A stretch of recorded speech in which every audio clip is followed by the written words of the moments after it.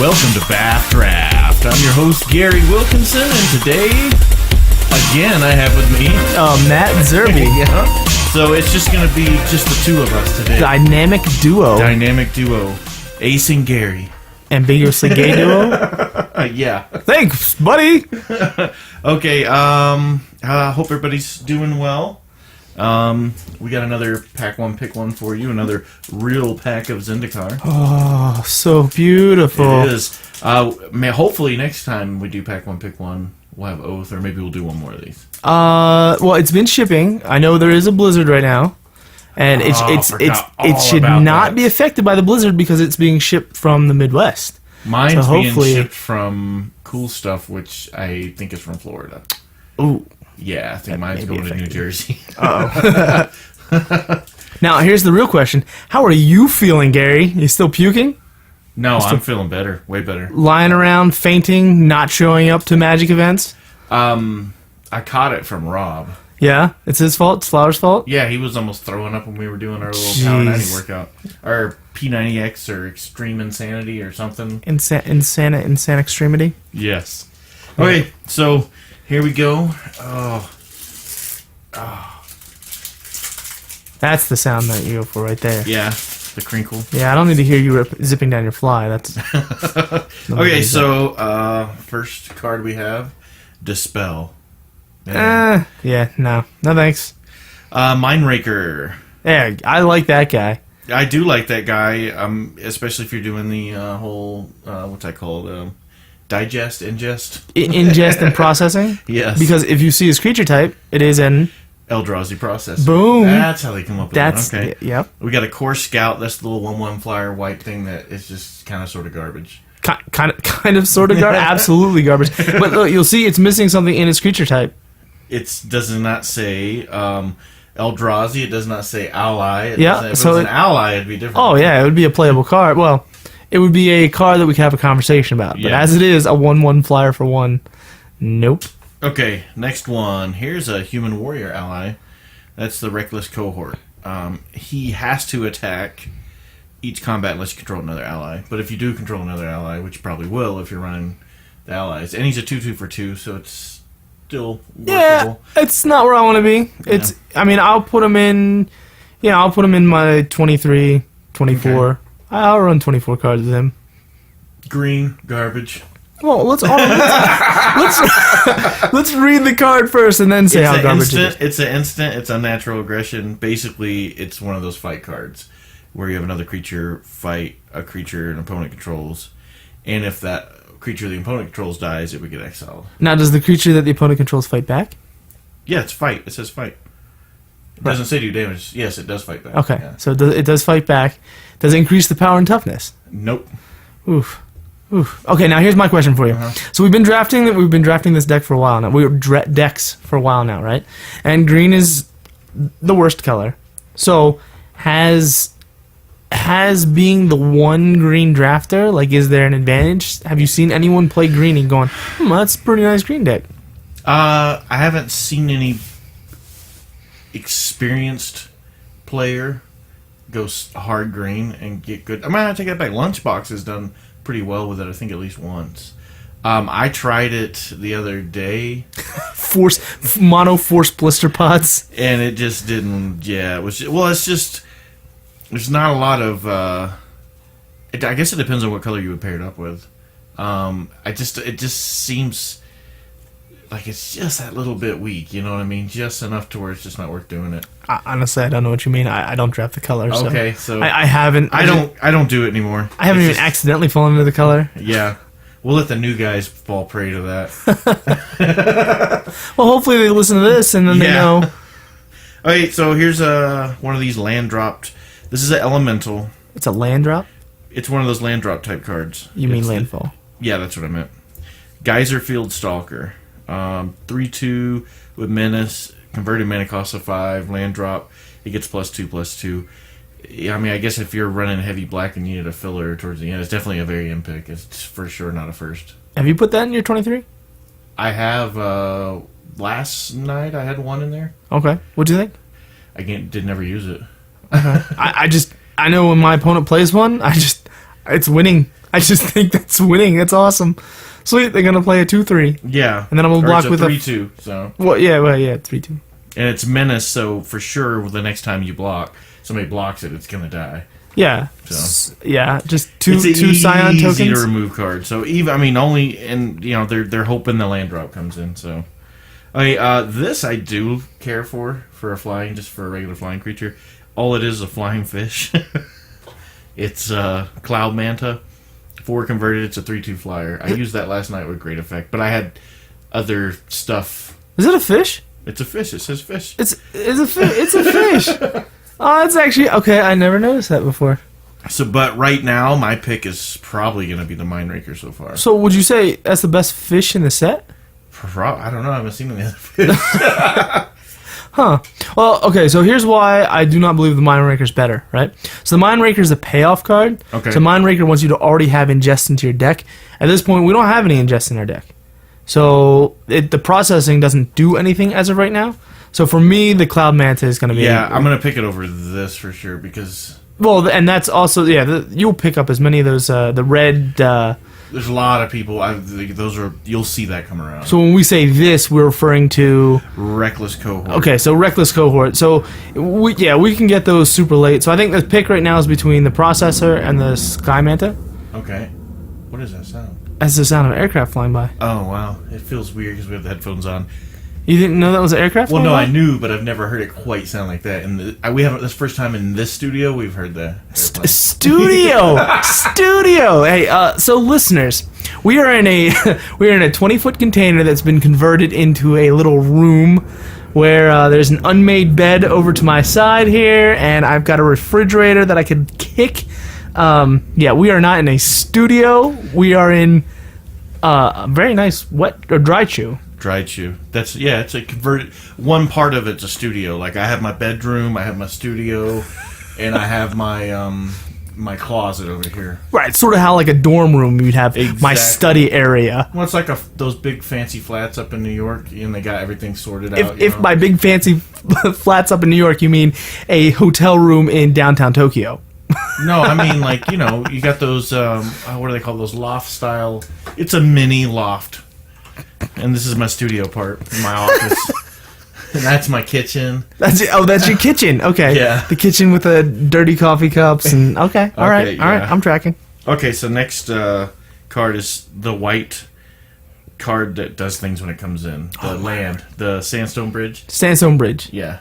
It's the land, it's the non-basic land. It comes in tapped. When it does, one of your creatures can get +1/+1 and gain vigilance at land of turn. I like them. I have been using him more. The only one I don't like is the black one.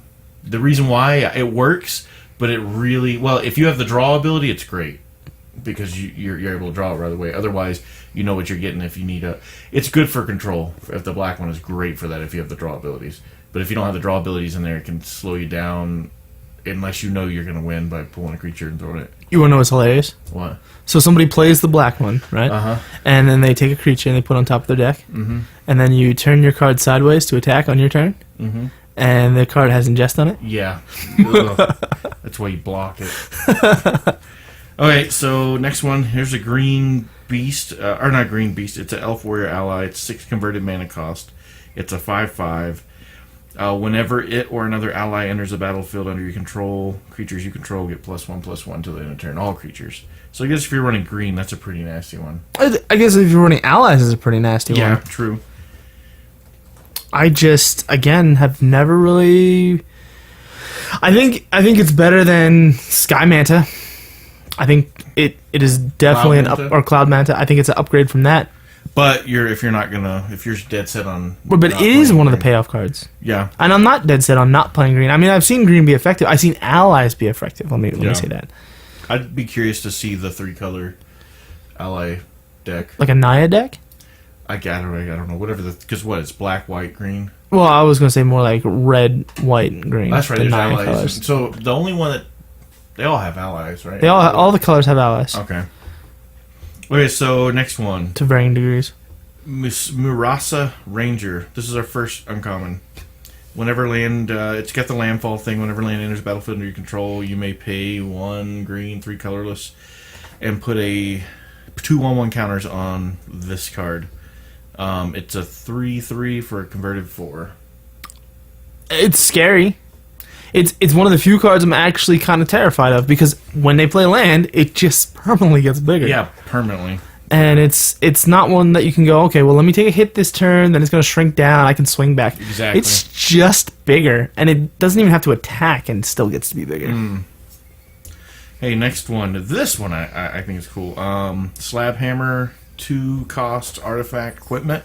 When a equipped creature attacks, you may return a land you control to its owner's hand. If you do, that creature gets +2/+2 till the end of turn, equipped 2. This is great if you're doing the landfall triggers, especially if it's one of those lands that comes in taps and does something else.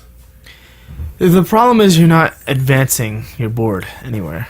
So you have to have complete control over the board, and then I think, what's the term? It's a win more card. So if you're playing it and it's winning you the game, it just wins you the game more. I got you. You know what I mean? Another element of making sure you get to the win part instead of just becoming like overkill when you could have had a more balanced and more, how do you say that, your chance of success to winning would be higher. Yeah. Well, so to me, it's more like an emergency button. So if you're pack 3 and your deck just hasn't come together, you look through what you've already drafted, or you know what you've already drafted, and you see you have a couple landfall things. You basically can take that as like my deck is completely falling apart. I really don't have anywhere to go, so I'm gonna put this in there and hope, cross my fingers, maybe I win a game or two. Gotcha. And that's how I look at it. Okay, next one is another land, non-basic, Blighted Cataract.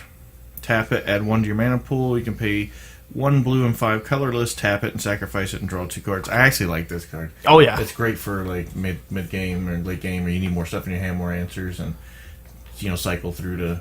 it's a land that enters the battlefield not tapped, so it still provides you with ramping. Yep. And then it accidentally is a divination. Yeah, when you get to that point where you're having to play that anyways, you probably don't need the land. It's not an essential land need, so it's not that big of a deal. And the nice part is that it's instant too. So let's say you have a counter spell or removal spell, and then your opponent just doesn't do something, or it's an amazing follow up if they wrath the board. So it goes to your turn, and you're like, I will tap my stuff down because you obviously have nothing that I can even interact with because you just wrath the board. And I'll draw 2 cards, pass turn back, and then your opponent's looking at you going, oh. So I am not gonna first pick it though. No. I'm gonna hope to pick up 1 if I'm playing blue. Well, if I'm splashing blue, I want 1. If I'm main decking blue, I could see playing 2. Okay. If I'm 2 colors, I could play. I want to play 2. That's okay. So now we're to our rare, which is a good rare, I think. Ruinous Path. It's basically, it's a sorcery speed. What's the name of that one? Hero's Downfall. It's like a Hero's Downfall. Destroy target creature or planeswalker. Sorcery speed, but it does have the Awaken ability, and it's Awaken 4, so it's even that much bigger. Yeah. I'm gonna first pick this because it's great removal. Well, so. It's bonkers, ridiculous removal.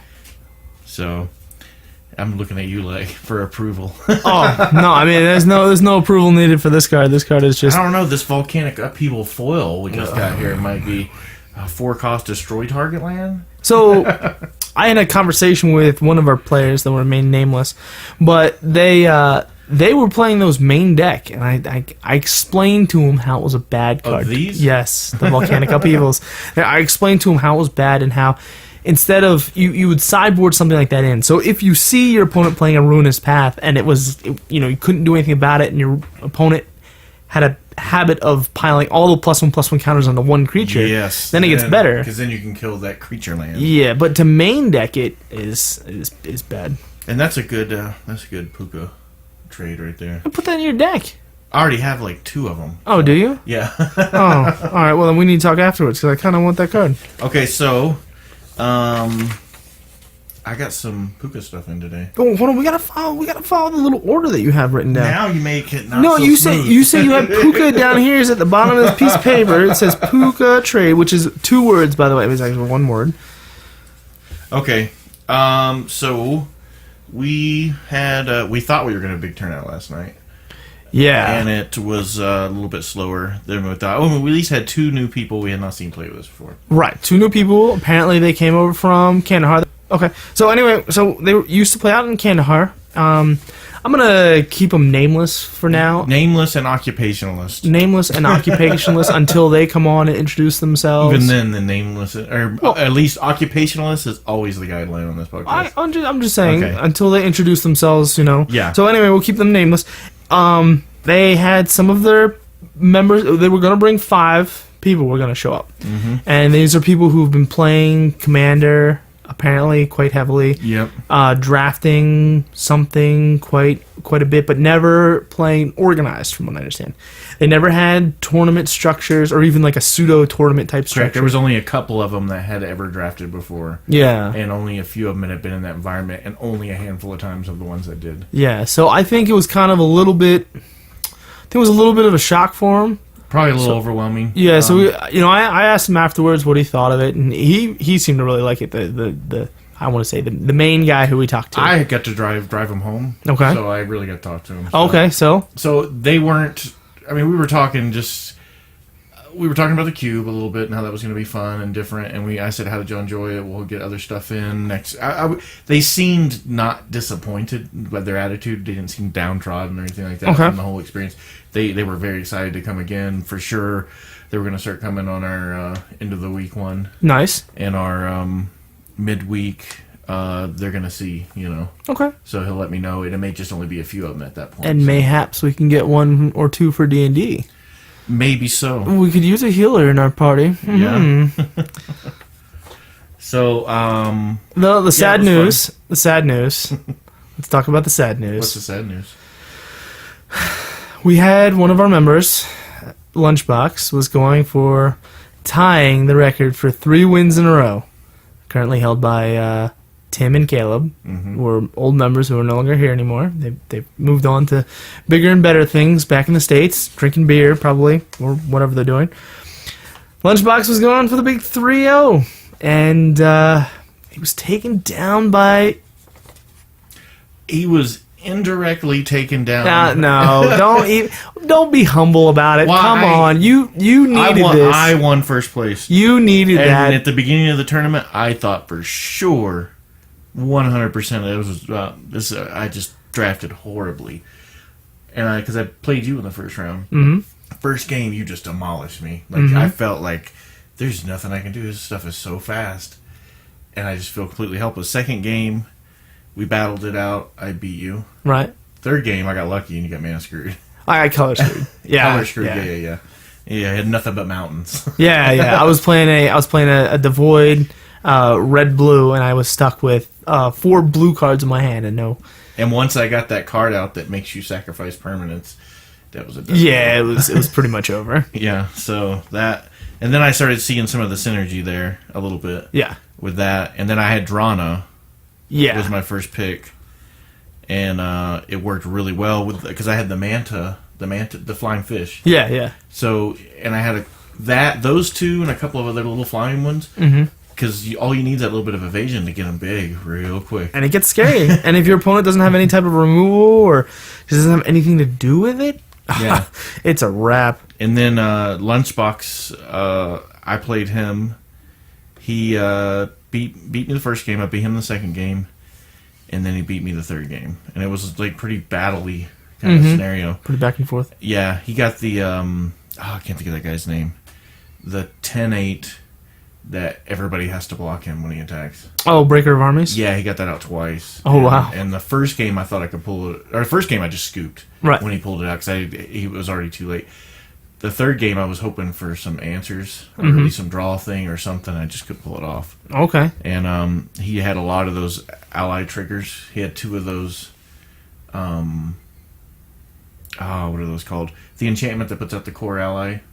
Oh, yeah. The Retreat to Emeria. And he had the little guy that triggers off, and he had all these little triggers going off, Yeah. So and he had one of those out on me every time.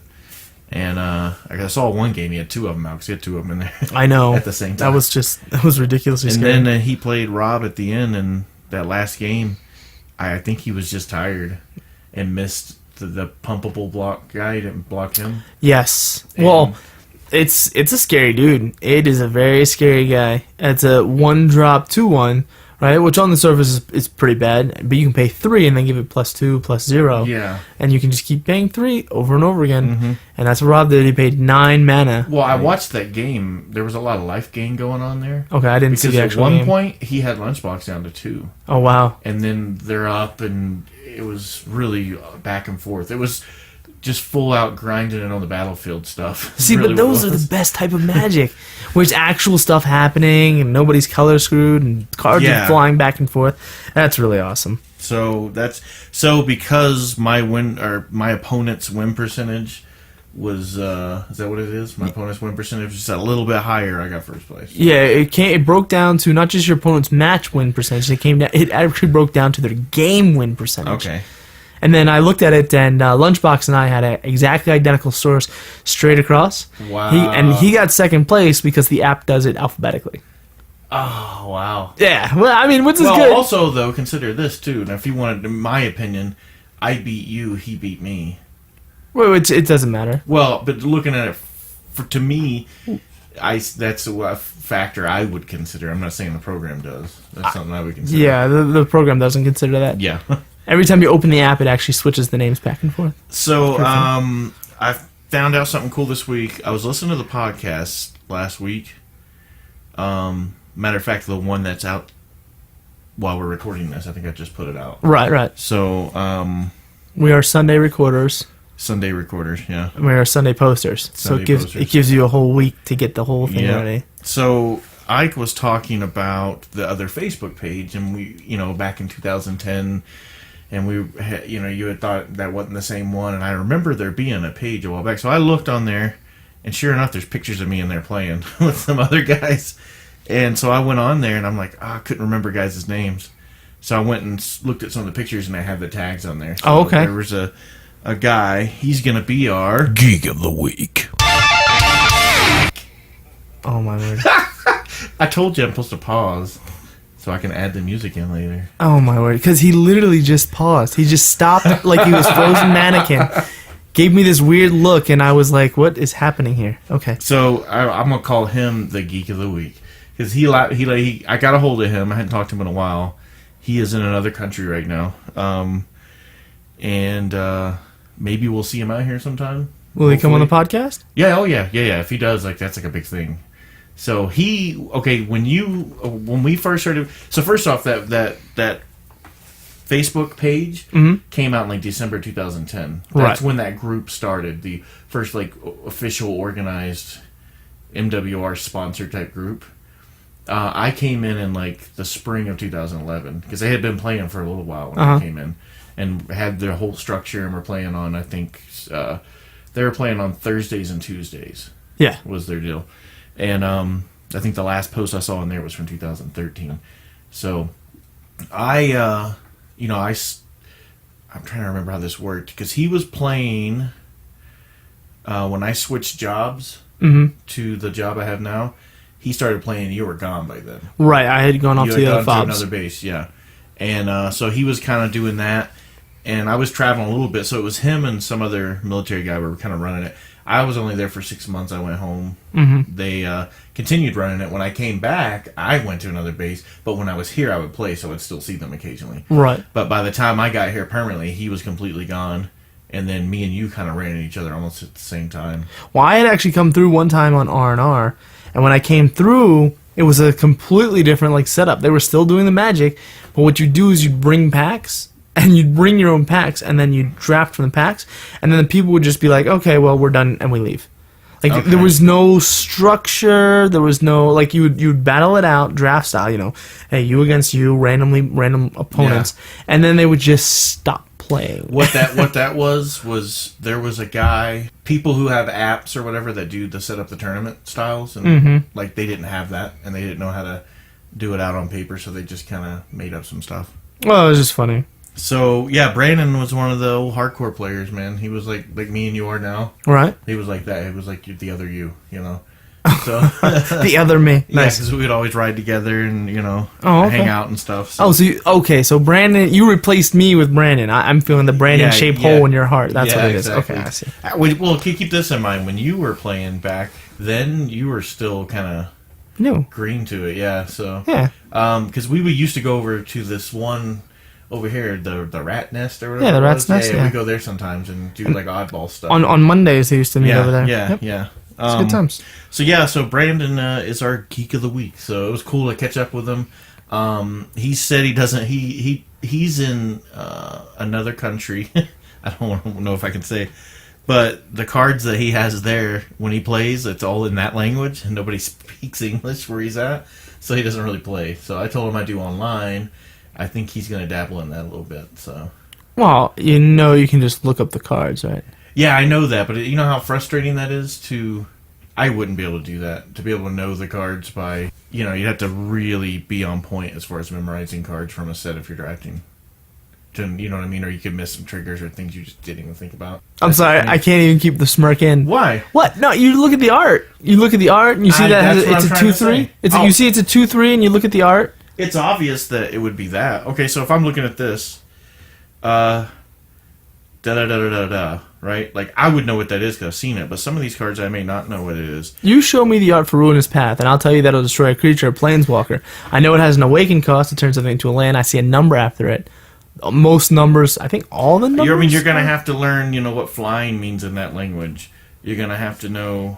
that might be obvious, the landfall, because it's in italics. Right. And the awaken might be obvious because of the way it's written. But it seems, I don't know, maybe we should buy a pack of foreign cards one time and draft it out. You buy the packs of foreign, or I'll buy the pack of foreign cards, and we'll do it for a pack one, pick one. Can you figure out what this card does? Gotcha. From an old set.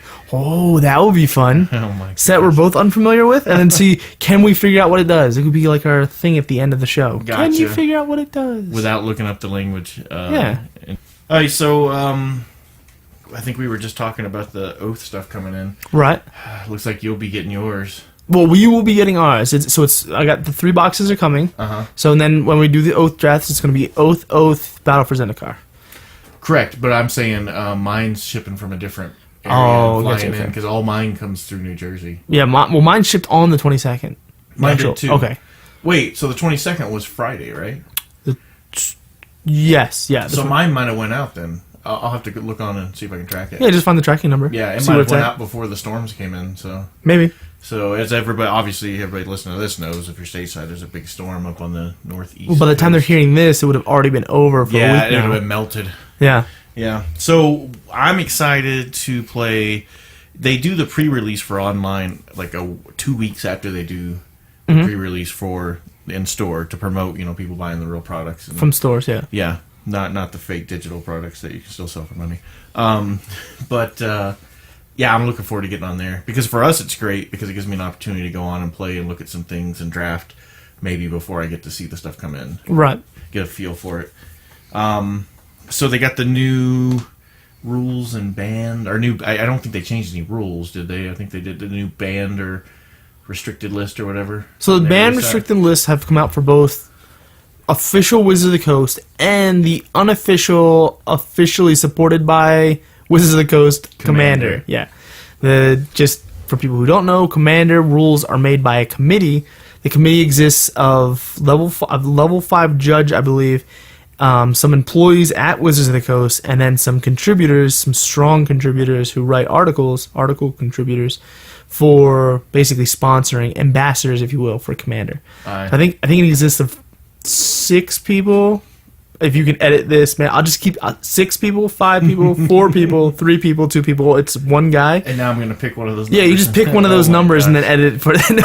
Okay. But it consists of this council. And so what they say is, they come out with these official rules so that if you make a commander deck and you go, and I travel from here in BAF, and I go to the States in, say, St. Louis and play, and some people bust out commander, I can know that my deck is going to be legal in their group.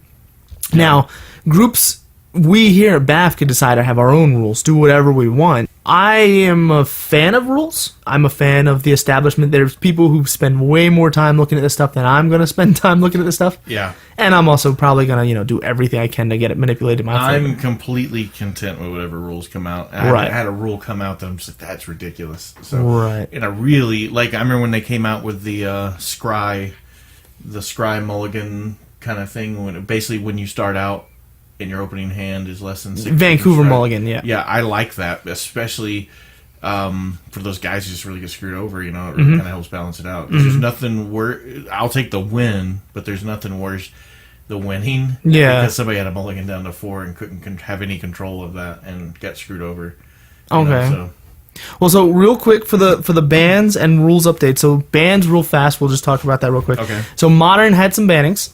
That doesn't really affect any of us here. Our Modern crowd left. the people who played Modern and really were into that. Actually, I'm still messaging one of the guys on Facebook back and forth. Oh, okay. Shout out to Scott. Anyway, so the Modern bannings. Splinter Twin was banned, which kind of That's like big. that was huge because it was 5% of the field. Yeah. And they banned it. They banned 5% of the field for all of Modern, which is kind of crazy. Their argument was that it was oppressive. So now let me ask you this: if you see that themed deck, or you see Kiki Jiki with that a lot, right? With Yes. Splinter Twin, is that gonna make that one not become? Are people not gonna use that? Well, so Splinter Twin and Kiki Jiki fit the same role. Yeah. So, but Splinter Twin you could cast on 4. Kiki Jiki you need to cast on 5. So is that gonna now make people not play decks that kind of do that anymore because it's gonna slow down and you don't have the other half of it to speed it up? Or the probability of even pulling both of them? It's hard to see what people are going to do because the problem is I think.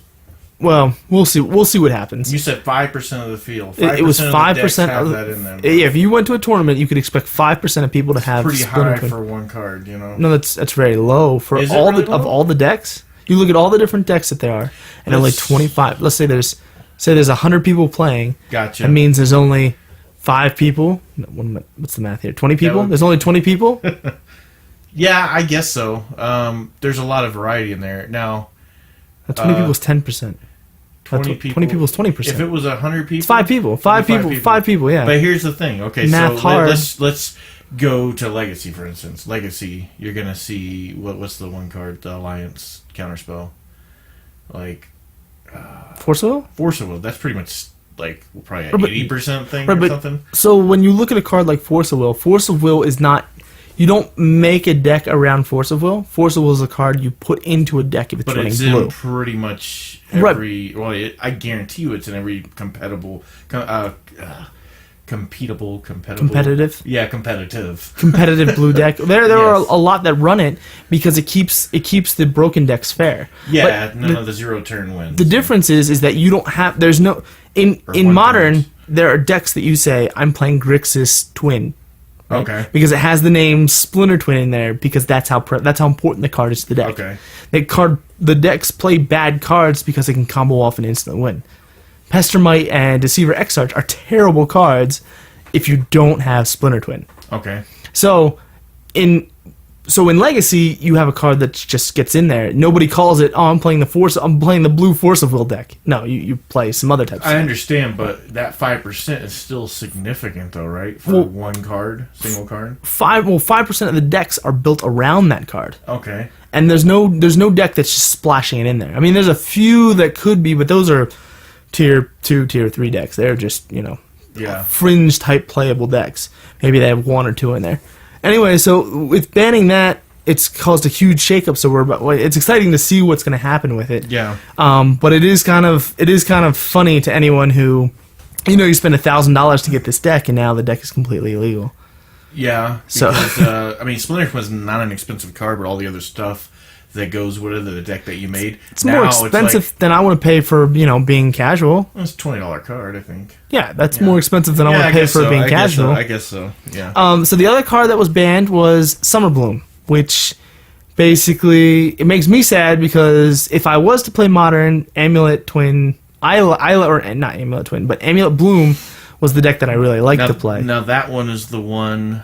It's Summer Bloom is the one that gives you extra mana when you tap your land. No, it's 1 in a green. You can play 3 additional land drops this turn. Oh, okay. It's an instant. No, it's a sorcery. Yeah. Okay. So what made that card? So that card made the Amulet Bloom deck so powerful, and what it could win on turn 1 sometimes, turn 2. Now, what is it? Often. Explain. Yeah, you can explain the Amulet of I'm actually not going to explain Okay. it because since the deck is now banned, Okay. there is no way to bring it back, right? So it was a fun deck. It was an interesting deck. I think it would go into the annals of deck that should be... So if you're curious like me, just go online, like I'm going to do after the podcast. Yeah, and look it up. check it out. It's complicated and it's confusing. And once I've heard it before. I've heard of it. the first time you see it, you'll be like, what? The second time you see it, you'll be like, oh, that's pretty funny. The third time you see it, you're like, I hate you already.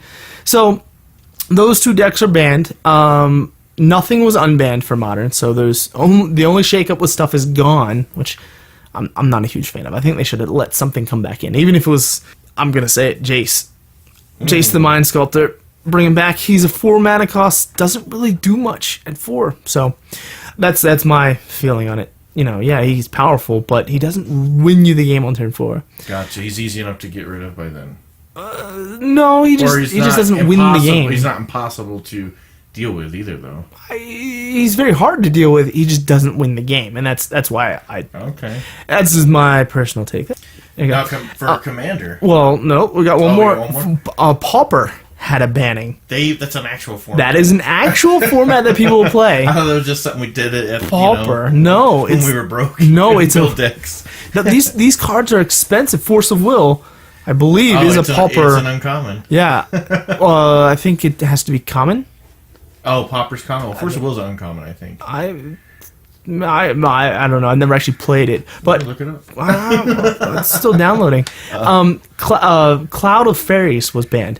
So Cloud of Fairies, I'm strongly believing it is a 1 and a blue for a 1/1 or 2/1 fairies. When it enters the battlefield, untap 2 land. Wow. With flying and flash, I think. I'm not sure, but it was Pretty really crazy. funny. Like, it was a crazy card because it was basically free if you had 2 mana. Free. I think it was a 1/1. It's free. What? Oh man, that's pretty disturbing. Yeah. Yeah. So the card was bad in the format because you could basically, if you had 4 of them, you just play them all out, and then you still have your mana up to counter spells and stuff. And it can also flip flop what mana you had up, because let's say you have you just tap 1 mana that produces the two colors. It enters, and now you untap 2, so you can actually ramp your mana up. There's things you could do with it. Again, I've never actually played or seen Pauper played. I just know that the card Cloud of Fairies is pretty scary. Gotcha. Commander.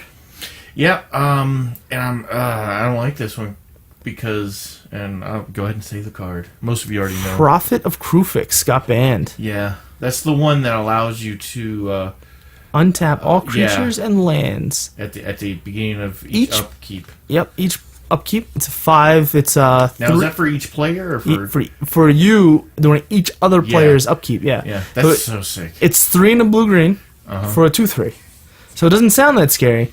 But the problem is that it protected itself. So you play this card on turn 5, and then all your lands untap, and now you can protect it through all your opponent's turns. Another thing, and the other thing, if you're running, what's the god? Krufix? Mm-hmm.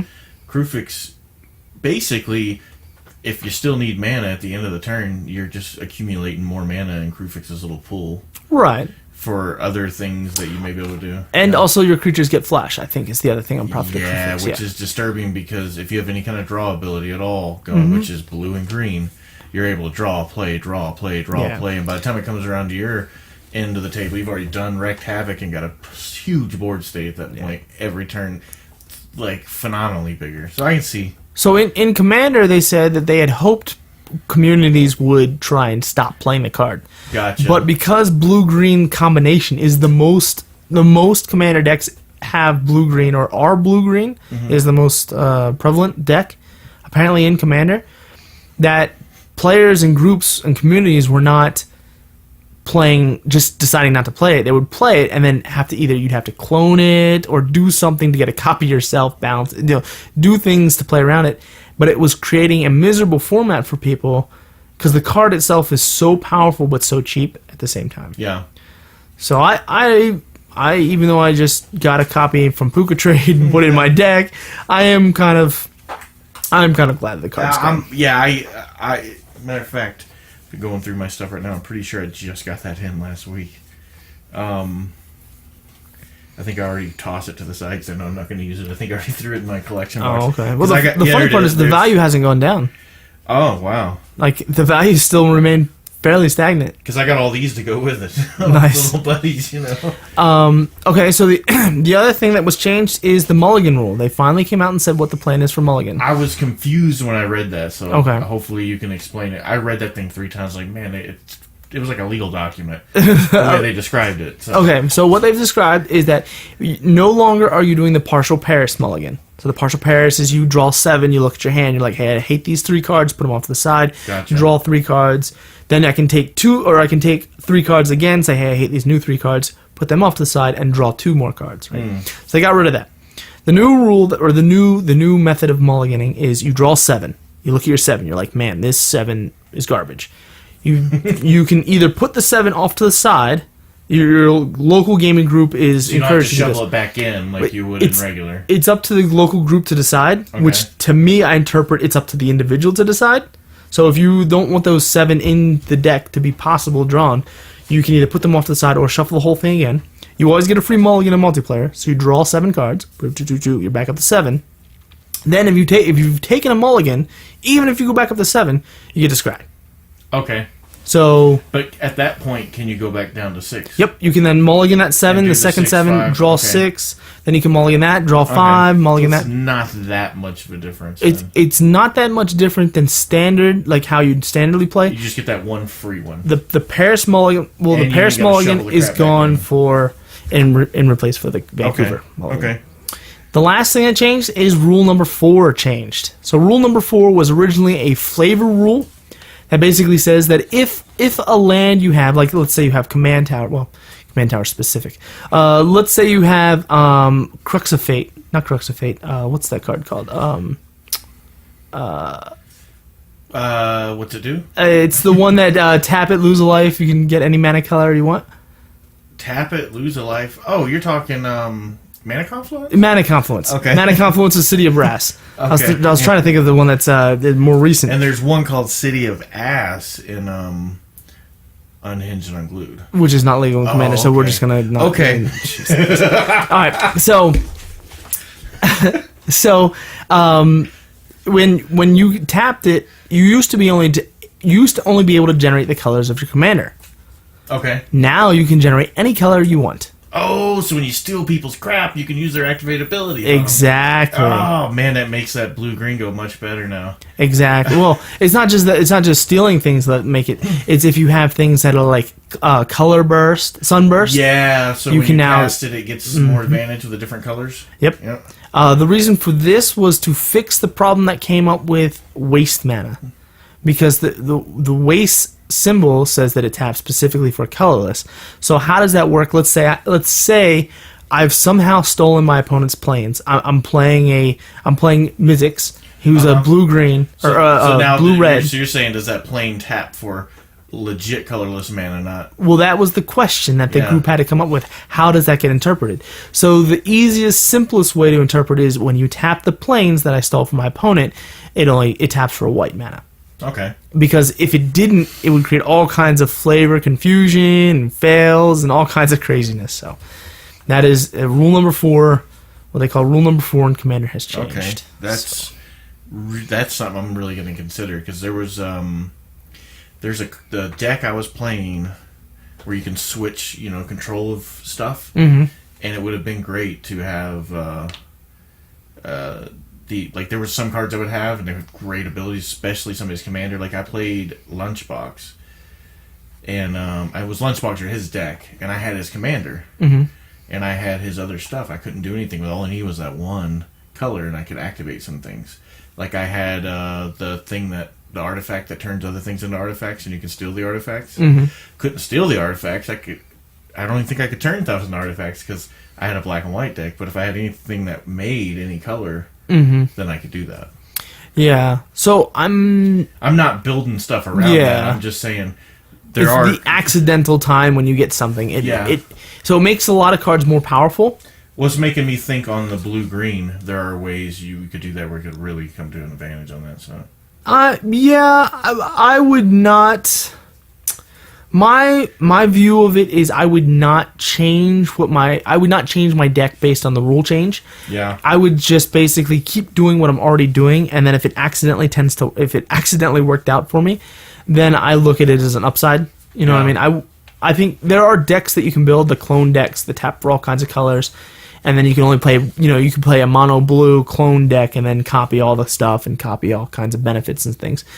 I would not view this as a big enough incentive to play the clone deck if I already wasn't playing the clone deck. Gotcha.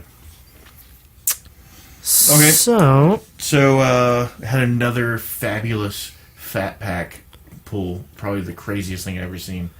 So one of our new guys... Are you done with the rules? That is the end of the official rules. So one of our new guys that plays, he bought a fat pack, put it on Facebook.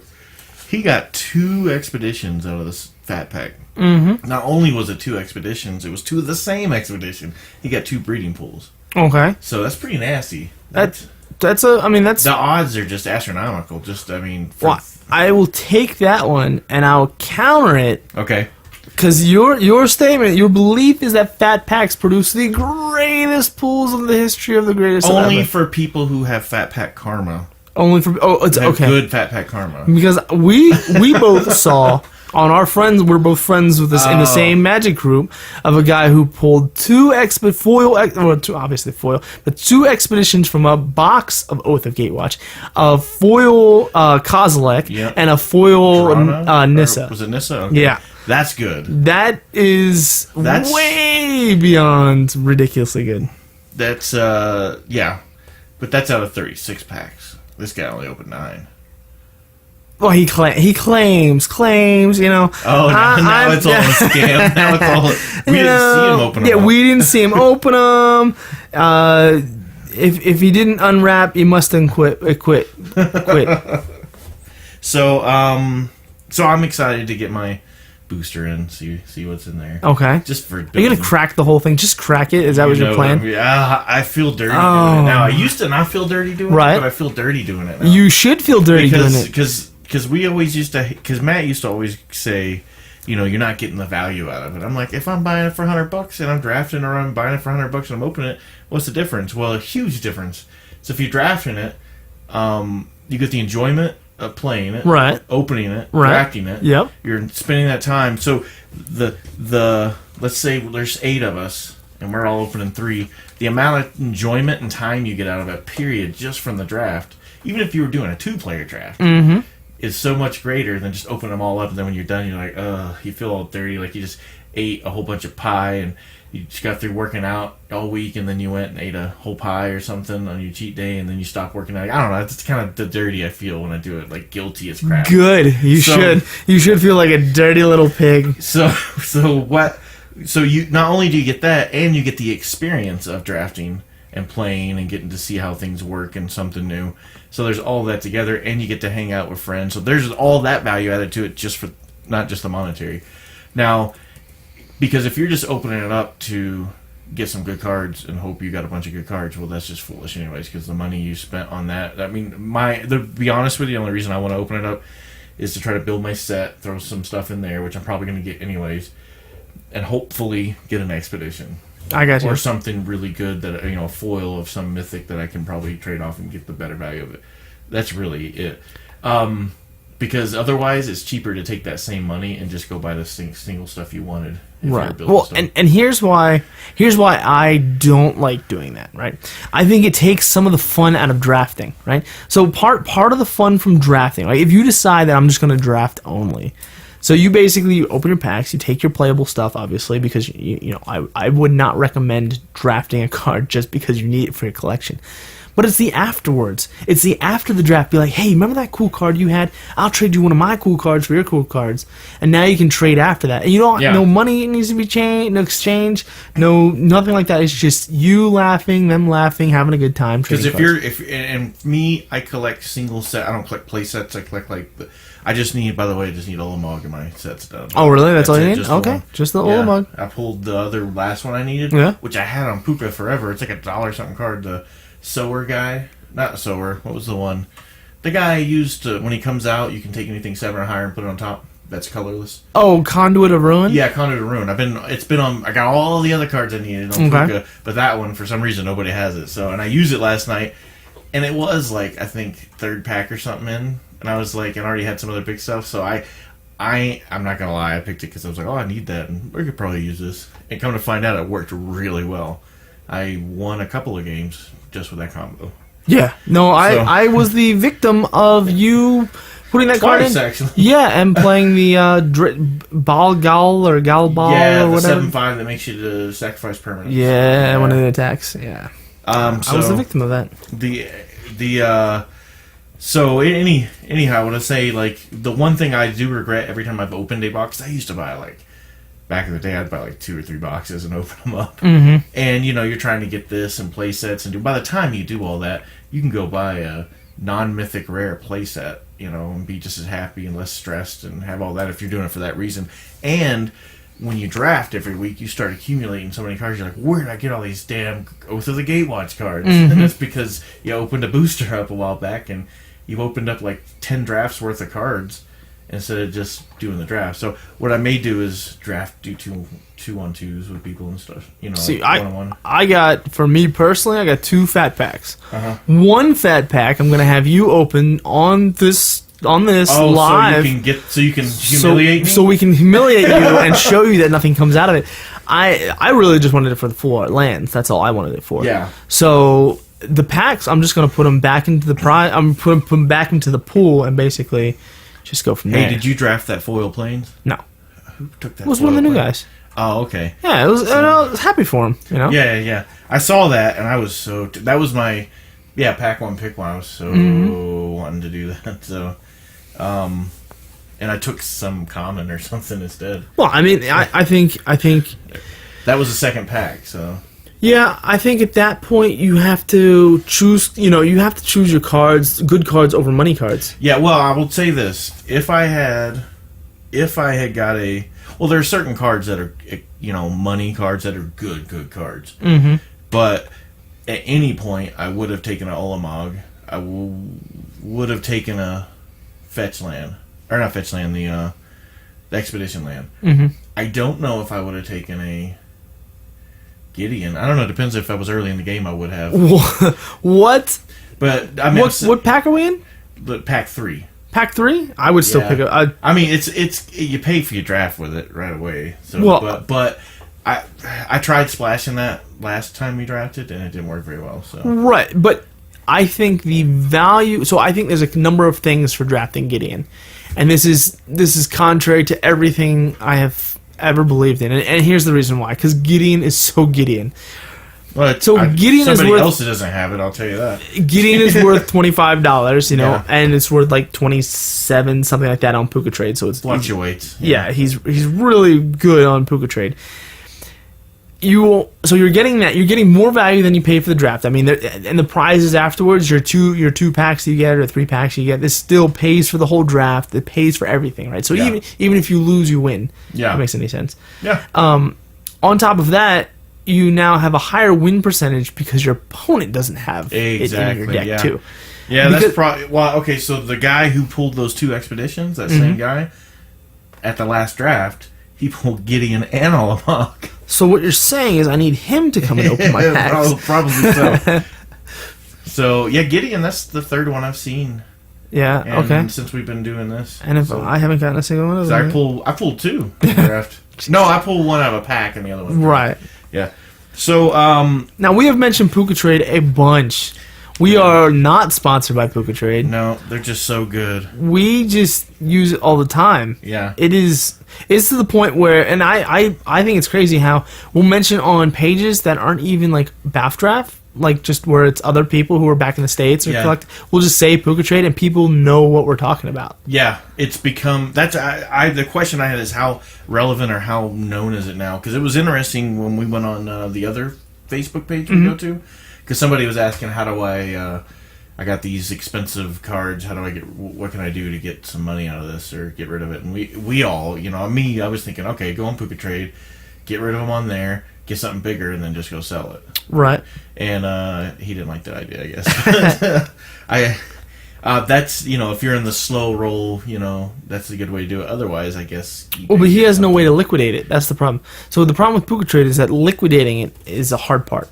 Yeah, you can sell the points to people who want to buy the points, but you have to find someone that wants to buy those points. Well, you have to have a silver or gold account. But you can also just go get a really nice card in mint condition that's more of value. See, that's why I like it, is because I can take my 30-cent junk rares or my 25-cent uncommons and stuff like that and sell, just keep on doing it. You'll have somebody who may want a handful of them. Well, that was what he had, was a $200 card. Yes. He had the foil Oblivion Stone. That was, it's a modern staple. I think now is the time to hold on to Oblivion Stone because I think it's going to go up. Yeah, I think Tron is going to run away, and it's a key piece of Tron. But, yeah, even the new guys that we were playing with the other night, right. The new guys that just came, they knew what Puka was. Okay. Because we've been promoting it here, because I heard it on, where did I hear that on? Brainstorm Brewery, I think. They had a guy. Yeah, they had the Puka Trade guys. The Puka Trade guys on there explaining it, and I just thought it was really cool. So, yeah, so I was the first one going ahead. So if Puka Trade wants to come out and sponsor us, feel free. We will whore ourselves out for something we already believe in. Yes.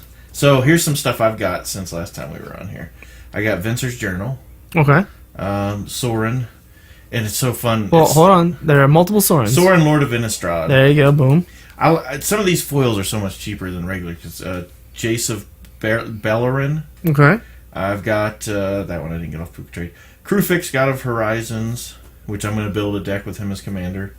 Little stuff that I just needed extras of, like Temple of the False God. Mm-hmm. Like I had a couple of them. I think I just wanted some more in case I wanted. Oh yeah, that's a good one. I got Obnixilis the Fallen, which is their non-planeswalker. It was from the original Zendikar, I think.